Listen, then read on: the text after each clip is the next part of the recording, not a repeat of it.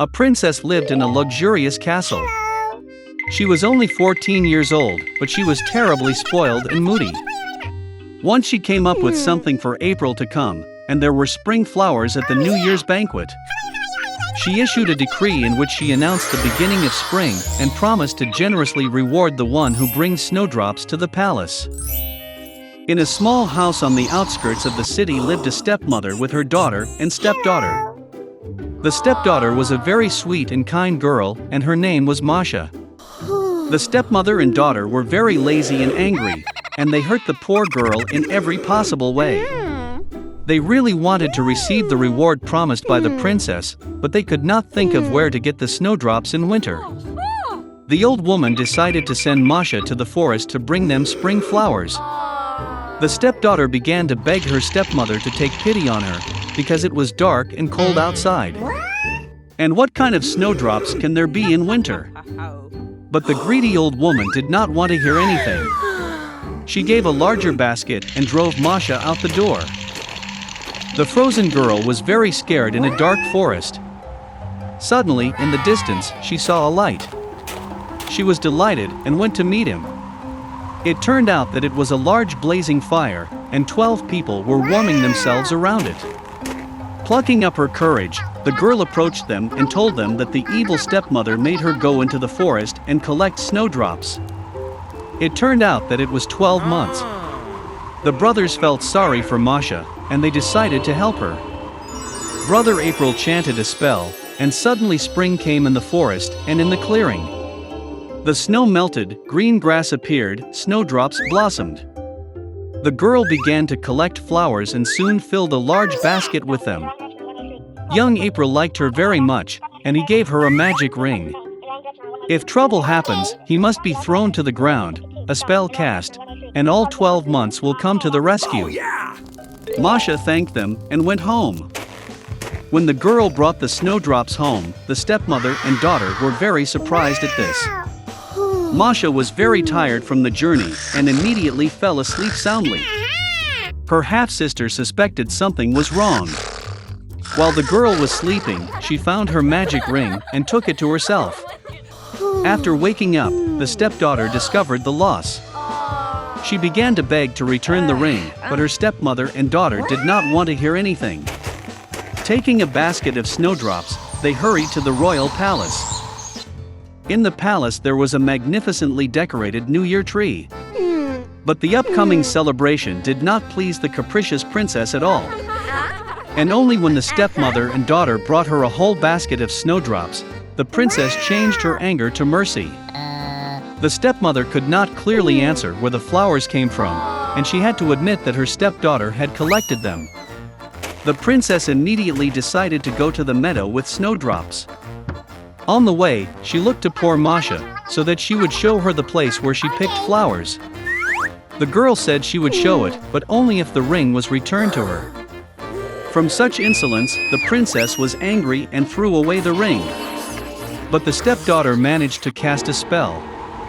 Immediately a strong wind rose, thunder rumbled, foliage fell, and snow began to fall. Old Man January appeared before them. He invited everyone to make one wish. Out of fear, the princess wished to be in the palace as soon as possible. Masha made a wish that everything would return to its place in due time, winter in winter, summer in summer.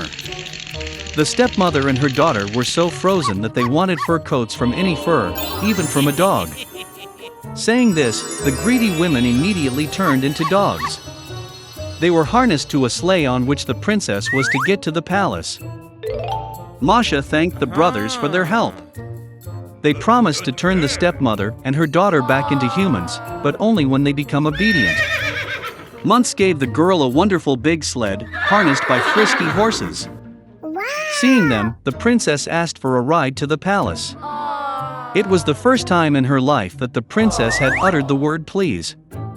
And Masha gladly agreed. Once upon a time there was a little, nice girl. She was sweet to everyone who only saw her. But she was the loveliest and dearest of all to her grandmother, who did not even know what to give her beloved granddaughter. Once she gave her a red velvet hat. And since this hat was very suitable for her, and she did not want to wear anything else, they began to call her Little Red Riding Hood. Once her mother asked to take a piece of cake and a bottle of wine to her grandmother. They say that she is both sick and weak, it will be good for her. She ordered my mother not to run away from the road, otherwise she would fall and break the bottle, and then grandmother would get nothing. And when she comes to her grandmother, so that she does not forget to say hello to her. Little Red Riding Hood obeyed, took the presents and set off. And my grandmother lived already behind the forest, half an hour walk from the village. And as soon as Little Red Riding Hood entered the forest, she met a wolf. The girl, however, did not know what kind of fierce beast it was, and was not in the least afraid of him. She greeted politely.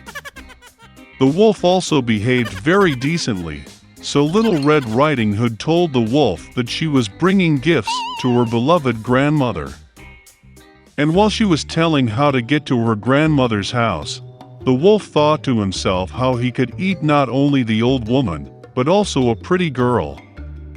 And then the wolf thought of showing Little Red Riding Hood a huge meadow with beautiful flowers. Little Red Riding Hood, as she looked at the many wonderful flowers, thought that it would be nice to bring grandmother a fresh bunch of flowers, because that would also please her. Yes, and ran away from the road to the side, and began to collect flowers. Slightly picking one flower, as the other beckons her, it is even better, and she will run after that. And so it went further and further into the depths of the forest. And the wolf ran straight to grandmother's house and knocked on the door. Grandma asked who was there. And the wolf replied in a thin voice that it was Little Red Riding Hood who brought the pie and wine. The old woman believed and ordered to press on the latch and enter. The wolf pressed the latch, the door flew open, and he ran to his grandmother's hut. He rushed to grandmother's bed and swallowed it at once. Then he put on his grandmother's dress and her cap on her head, went to bed and waited. Meanwhile, Little Red Riding Hood ran and ran after flowers, and when she collected as many of them as she could carry, then she again remembered about her grandmother and went to her house. She was very surprised that the door was wide open, and when she entered the room, she called out to her grandmother. There was no answer. The granddaughter came up to the bed and saw grandmother was lying, and she had pulled her cap on her very nose, and it seemed so strange. Little Red Riding Hood asked with bewilderment why grandmother had such big ears. And the wolf answered in a grandmother's voice to hear better. Then Little Red Riding Hood asked why grandmother had such big eyes. To better see you, the wolf answered. And the arms are so big that it is easier to grip. And when Little Red Riding Hood saw the wolf's mouth and only asked why grandmother had such a nasty big mouth, the wolf pounced on her, screaming, "So I could eat you!" And how he jumped out from under the blanket and swallowed the poor girl. Having had enough in this way, the wolf again went to bed, fell asleep, and began to snore as much as he could. At that time a hunter was passing by the grandmother's house, heard snoring and wondered if something had happened to the old woman that she snored so. He entered the house, went to the bed and saw that the wolf was sleeping there. And he has been hunting this villain for a long time. He wanted to kill him with a gun, but it occurred to him that the wolf, perhaps, swallowed his grandmother and that she could still be saved. That is why he did not shoot, but opened his wolf's mouth wide, and saw a red cap flashed there. A girl jumped out of her mouth and said that her grandmother was still there.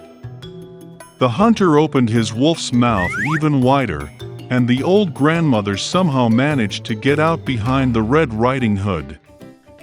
They were delighted, began to hug and thank the hunter. They decided to teach a cunning wolf a lesson. They brought up large stones as soon as possible, stuffed them into the wolf's mouth and belly, and carried him out into the yard.